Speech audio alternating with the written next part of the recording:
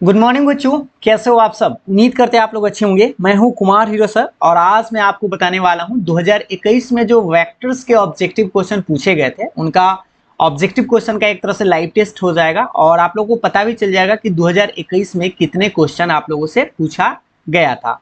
तो आप सब लोग एक बार जल्दी से बता दीजिए कि क्या आप लोग इस टेस्ट को देने के लिए तैयार है।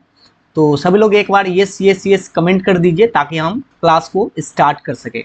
तो चलिए शुरू करते हैं आज के पहले नंबर सवाल से। देखिएगा, सबसे पहला सवाल आप लोगों से पूछा गया था कि वेक्टर आई क्रॉस वेक्टर के, यानी कि आई और के का क्रॉस क्या होता है, और इसका आंसर आपको नजर आ रहा होगा। ऑप्शन तो आपको दिखाई दे ही रहा है।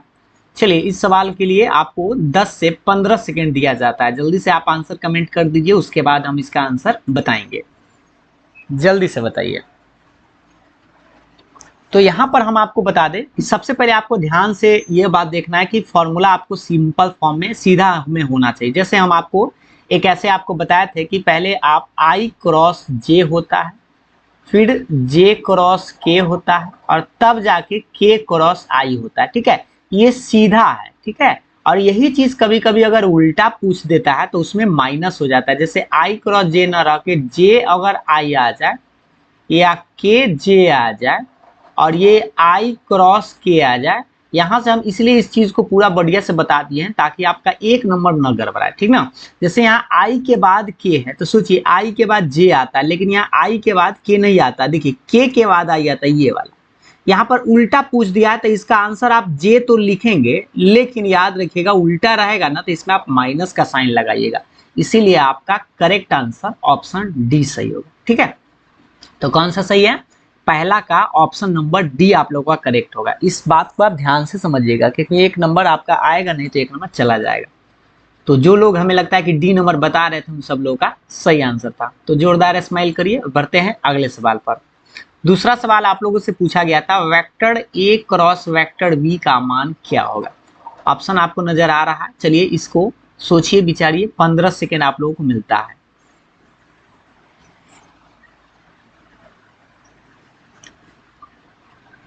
जल्दी से आपको बताना है सही आंसर क्या होगा। और हाँ, ये एक एक चीज को आप ध्यान से देखेंगे। वेक्टर का ये आपको याद दिला दे, 2021 का सारा सवाल हम आपके लिए लेकर आए।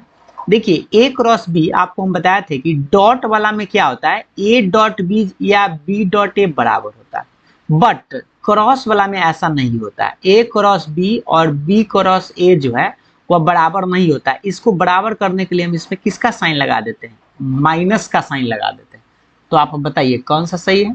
ऑप्शन नंबर बी आपका सही होगा। ये सब तो बराबर कभी होता ही नहीं है। ठीक है, ए क्रॉस बी डॉट के बराबर तो होगा ही नहीं, और ये बी क्रॉस ए के बराबर नहीं होता, ये माइनस बी क्रॉस ए के बराबर होता है। ठीक, तो दूसरा का जो लोग बी बता रहे थे उन लोगों का सही था। स्माइल तो करना बनता है। बढ़ते हैं अगले सवाल पर। तीसरा सवाल आप लोगों से पूछा गया था, ये स्केलर ट्रिपल प्रोडक्ट है, इसको हम ऐसे लिखते हैं ए तीन गो सेम वेक्टर है, इसका मान क्या होगा? जल्दी से बताएंगे। इसके लिए आपको 15 सेकंड का समय दिया जाता है।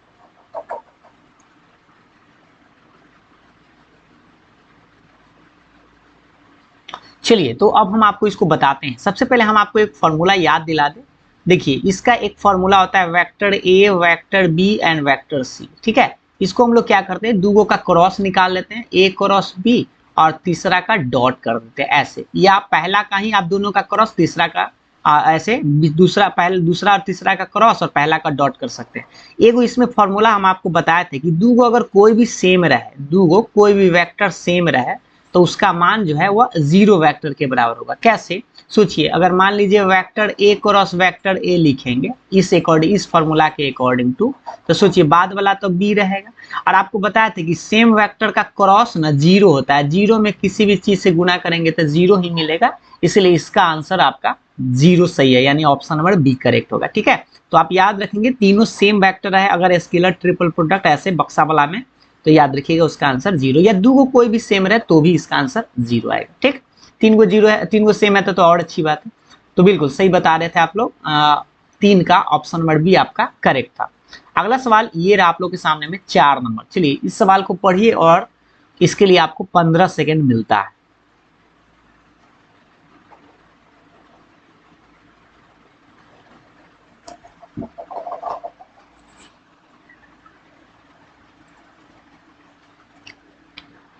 हाँ, जल्दी से बताने का प्रयास करेंगे। आपको करना क्या है, बस आपको ए डॉट बी निकालना है, ठीक है। डॉट वाला हम आपको बताए थे, बहुत बार बताए थे कि ए डॉट बी कैसे निकाला जाता है।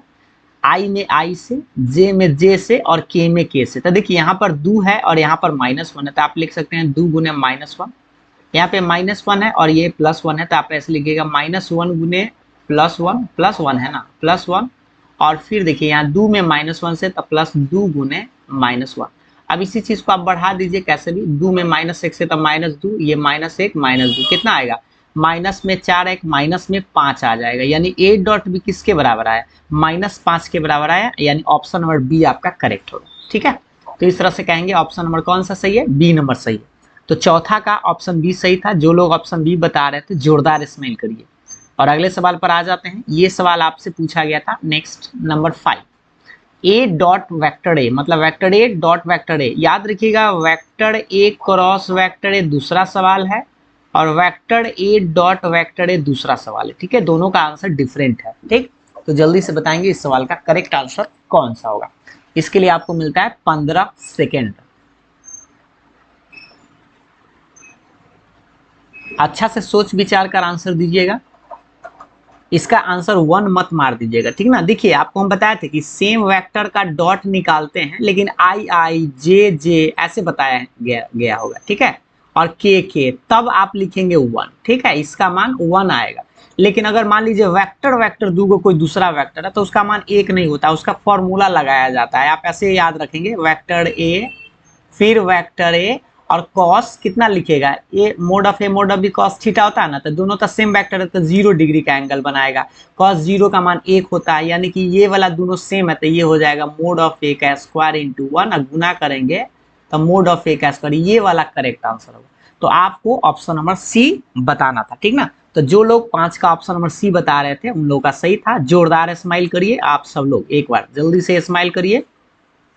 तो अगले सवाल पर आ जाते हैं। अगला सवाल आप लोगों से पूछा गया था, सवाल नंबर 6, कि यदि वेक्टर ए का मान 2 है, मोड ऑफ वेक्टर ए का मान 2 है और लैम्डा वेक्टर ए एक इकाई सदिश है, मतलब यूनिट वेक्टर है, तो आपको बताना है इस लैम्डा का मान क्या होगा। सवाल को आप लोग पढ़ लिए होंगे। इसके लिए आपको मिलता है 20 सेकेंड। थोड़ा सा बनाने का समय दे दिया जाता है, बनाइए।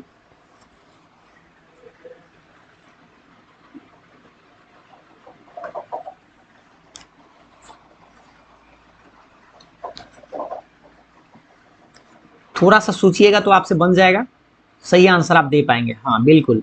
देखिए लैम्डा वेक्टर ए का मान क्या है, lambda vector a unit vector. तो आपको बताया गया था lambda vector a unit vector का क्या मतलब होता है, इसका मैग्नीट्यूड निकालेंगे तो 1 आएगा, ठीक है।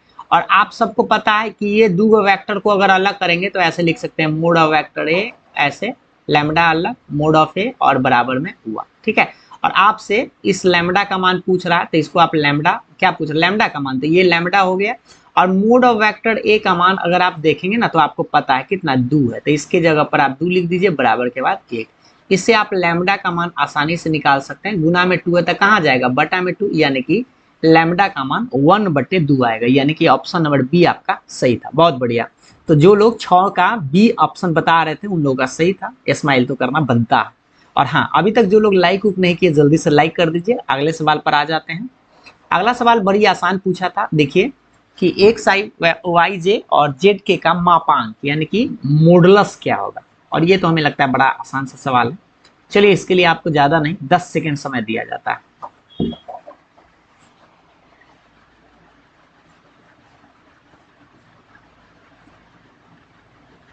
बिल्कुल सही बता रहे हैं। एक साई कैप प्लस वाई जे कैप प्लस जेड के कैप। देखिए इसका मॉडुलस क्या होता है, तो मॉडुलस तो आपको बताया थे रूट अंडर, ये वाला फॉर्मूला ही आपको बताया गया था, root under x square plus y square plus z square. ये फॉर्मूला ही है, तो आप आराम से यहाँ पे कर सकते हैं। तो ये तो आपको समझ में आ गया होगा कि इसका आंसर कौन सा सही था। पहला ऑप्शन आप गलत है, रूट नहीं लगाया है। दूसरा ऑप्शन सही था, इसमें तो किसी को दम नहीं था। तो सभी लोग एक बार जोरदार स्माइल करिए तो इस सवाल के लिए। अगले सवाल पर आते हैं। ये रहा आप लोग के सामने में 8वां नंबर सवाल पूछा गया था। ये इस टाइप का सवाल बड़ी आसान से पूछ देता है। वेक्टर ए और वेक्टर बी परपेंडिकुलर है, यानी लंब है। तो आपको बताना कि vector A dot vector B क्या होगा। और ये भी एक सिंपल सा फॉर्मूला ही पूछा था। चलिए इसके लिए आपको ज्यादा नहीं 10 सेकंड दे दिया।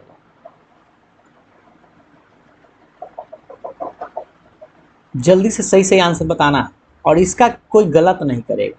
आपको बताया था कि वेक्टर ए और वेक्टर बी लंब होता है तो ए डॉट बी जीरो होता है, अगर यही समांतर होता है तो क्रॉस जीरो होता है। ठीक है, तो यहाँ पर डॉट जीरो का लंब है, याद रखिएगा। ये जो होता है ना, इसको हम बोलते हैं लंब ऐसे, और इसको ऐसे बोलते हैं ए समांतर बी, ये याद रखिएगा दोनों। ठीक है, तो आपका ऑप्शन नंबर सी सही है, बहुत बढ़िया, गुड। तो इस तरह से जोरदार स्माइल करिए। और अगले सवाल आपसे पूछा गया था 9 नंबर, ये सब 2021 का सवाल हम आपको बता रहे हैं, एक बार फिर से याद दिला दें कि vector I dot J cross के। ठीक है, इसका आंसर बताइए। इसके लिए आपको मिलता है 15 सेकेंड। सही से सोचिए विचारिएगा ताकि आपका आंसर सही है, क्योंकि वेक्टर में आप 1 नंबर ला सकते हैं बड़ी आसानी से, नहीं तो गड़बड़ा जाएगा।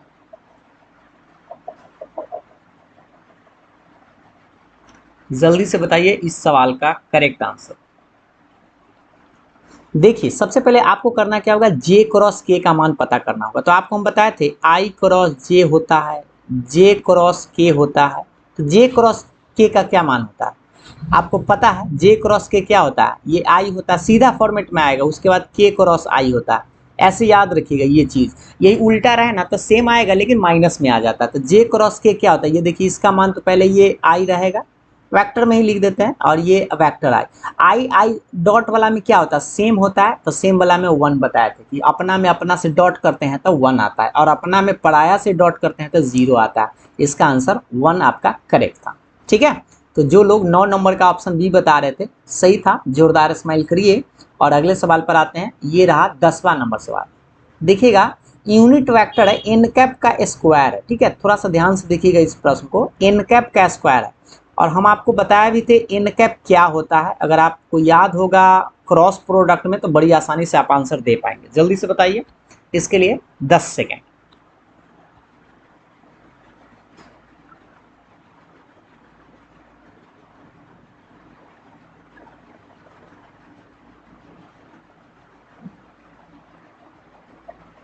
देखिए, आपको याद होगा एन कैप जो है ना वो यूनिट परपेंडिकुलर वेक्टर होता है। यूनिट परपेंडिकुलर आपको बताया गया था, वेक्टर ए वेक्टर बी और इस पर जो लंब था उसी को हम एन कैप के नाम से दिए थे, याद है?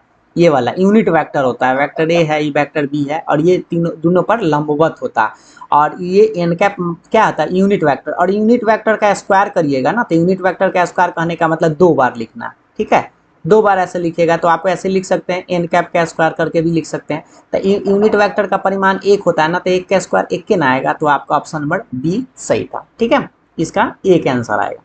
तो अगला सवाल ये था 11 नंबर सवाल का आंसर दीजिए, एकदम सेम लाइव को ऐसा ही है। जे डॉट के क्रॉस आई क्या होगा? चलिए, इसके लिए आपको 15 सेकेंड दिया जाता है।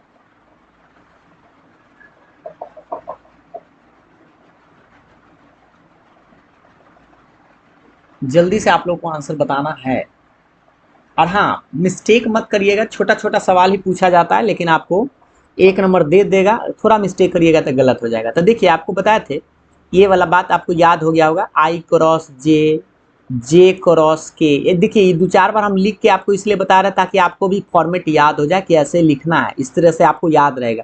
तो देखिए, यहाँ से के क्रॉस जे, के क्रॉस आई पूछ रहा है ना, तो के और के क्रॉस आई है तो जे होगा, ये तो जे होगा, तो इसके जगह पर आप जे लिख दीजिए, तो जे डॉट ये जे हो गया।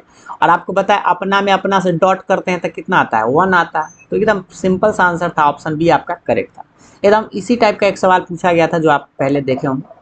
हाँ, सही बता रहे थे। 11 का जो लोग ऑप्शन नंबर बी बता रहे थे, जोरदार स्माइल करिए। ठीक है, 11 को सवाल हो गया है। कुछ और सवाल पूछा गया था, देखिएगा नेक्स्ट सवाल आपसे ये पूछा गया था 12 नंबर। और हाँ, इस सवाल में अक्सर स्टूडेंट फंस जाता है, क्यों? क्योंकि यह स्केलर ट्रिपल प्रोडक्ट है, और जो स्केलर ट्रिपल प्रोडक्ट पढ़ा होगा वही इस सवाल का आंसर दे पाएगा। चलिए, जल्दी से दीजिए, तो 15 सेकेंड।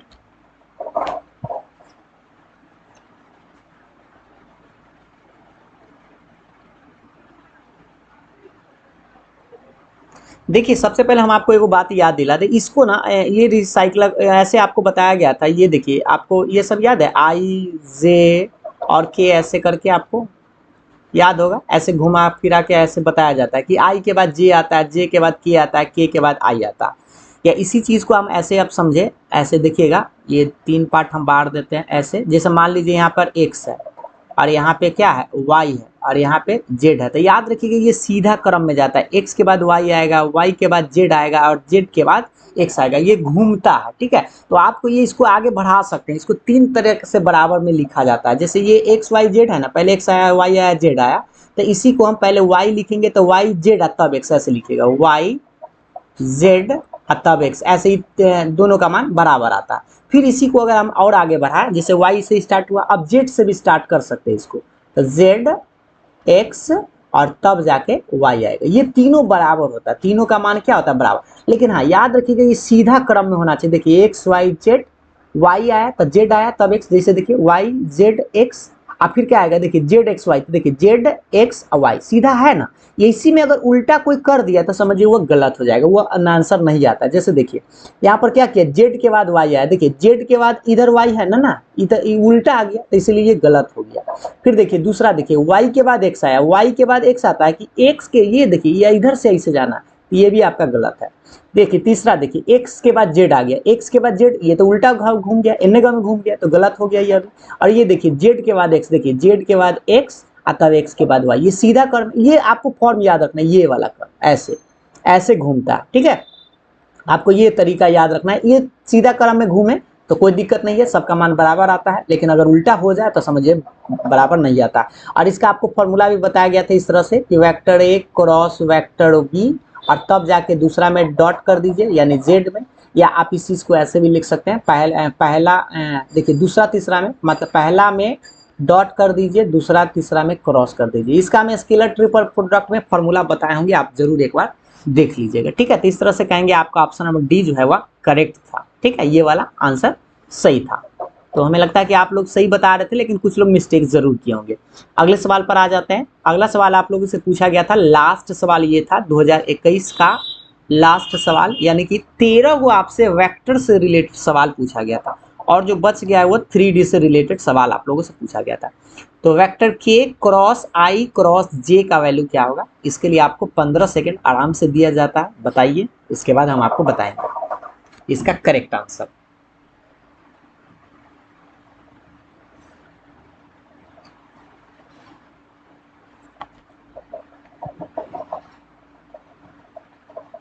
फाइव सेकेंड और।